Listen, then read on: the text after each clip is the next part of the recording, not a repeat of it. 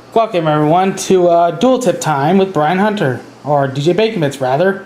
I'm going to show you some dueling tips with different decks. So let's start off with Evilswarms. First off, you get the trick with Dark Hole and Infestation Pandemic. So what you can do here is if you have Evilswarms on your field, play, and you have like Pandemic face down, you can activate Dark Hole, which destroys all monsters. It would affect you, but if you activate Pandemic, your Evilswarms that are currently on the field will be unaffected by Dark Hole. So therefore, you can pretty much clear your points out of the field, and their mirror forces and stuff can't affect you.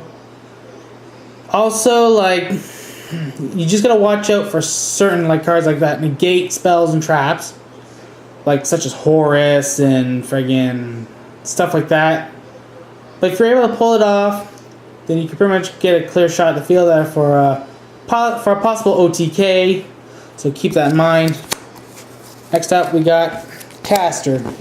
His effect can only be used once per turn, but if you summon him, summon another Constellar in the process, you can overlay quickly for a rank 4, anything from Nightmare to Ophion.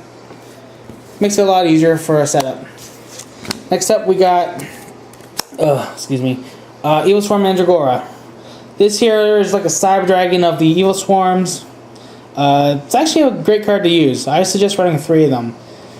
Because if you're completely overpowered, well, not overpowered, but if you have less monsters than your opponent, you can keep summoning them as long as they have another monster or more. If you can manage to get a Mandragora on the field and then play Castor, you can get 3 summons right there. Then you can overlay for Ouroboros, which I suggest you do. Next up, we got Coppelia. Coppelia is not really needed, but it's optional, because he can pretty much take control of one of your opponent's monsters until the end phase. Then you can take it away, sacrifice probably for another Coppelia. It's actually pretty good. It's not bad. Next up, everyone runs this Thunderbird. Thunderbird's really good card actually. Everybody uses it in Evilswarm decks nowadays, ever since they were released, so I don't use the effect, but I just use it as one of those beat sticks type thing. It's quite easy to utilize. Next up, Solemn Warning. Everyone uses it, I'm not going to explain it, because you all know what it does. Same with Book of Moon, Dust Tornado, Monster Reborn, Typhoon. And yes, I have a Pot of Greed in here, but I'm not going to bother showing that. Swords can be used. I actually run 3 Castors in this deck. Dark Illusion, great card to run. Call Haunted, 3 Pandemics are go. You gotta run those. I run Dimension Wall just because in case I have no monsters that take no damage. Well, they take no damage instead. Unite Withstand, since all Evilswarms are mainly level 4s when a lot of them have low attack, Unite Withstand comes in really handy for some spots, so I suggest running it. Golem is optional. You can pretty much take out any level 5 or higher dark monsters that are on the field. Well, not dark, sorry, non-dark rather.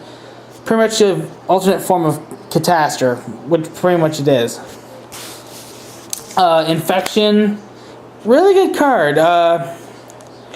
All you have, with this, if you have a Evilswarm in your hand you can't use, you can shuffle it back into your deck and then search for another Evilswarm, and put that to use. You can go for Caster and then just use the effect and then get another easy C summon. So I suggest running those. Let's see. Salamandra. He's good for a beat stick. You can just use him to run your opponent over. That's all he's good for. It's optional. Okay, gotta find more stuff here. See if there's anything else in here. Gold Sark is a definite. A lot of people run it, so be wary that that'll always be in the deck somewhere. That's it for the main deck. Now on to the extra deck. Now for the extra deck, this is what I suggest you run. I run Nightmares because I want to run at least 3 of each Evilswarms. Nightmares aren't the big threat. They're the least dangerous of the Evilswarm XZs, so they're easy to get around. Thanatos, on the other hand, is nothing to laugh at. Even though he's unaffected by other monster effects this turn, play that with Pandemic, he's pretty much untouchable. So yeah. Now Bahamut's worth running. I suggest run all 3 of them. Like 3 of each. So Bahamut, pretty much the same as Copelia, except you just discard an Evilswarm or Evilswarm or whatever you call it. Yeah, you can use it with Steel Swarms too, like both like Bahamut, Pandemic. Sorry, I'm getting all mixed up here. Pandemic, Infestation, Infection, and Bahamut all work with both Evilswarms and Steel Swarms. So yeah, just discard one of them, take control of an opponent's monster, and it's permanent. And you can just get past your opponent's monster, no problem. Then we got Ophion. Really good card. It allows you to search for an infestation, spell, or trap. I mostly go for Pandemic unless I run out, because Pandemic's a really great card to use, so I suggest running 3 of these. And last but not least, Ouroboros. Ouroboros is actually not that dangerous in a way, but it can be annoying only because his effects can get irritating if you keep like flipping face down and flipping them up again with the card effect. Yeah, so watch out for him.